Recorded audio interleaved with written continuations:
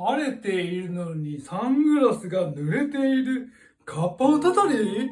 登山に限らずアウトドアでサングラスは当たり前にしますよね。眩しさ軽減だけでなく目の日焼け予防も認知されてきましたし。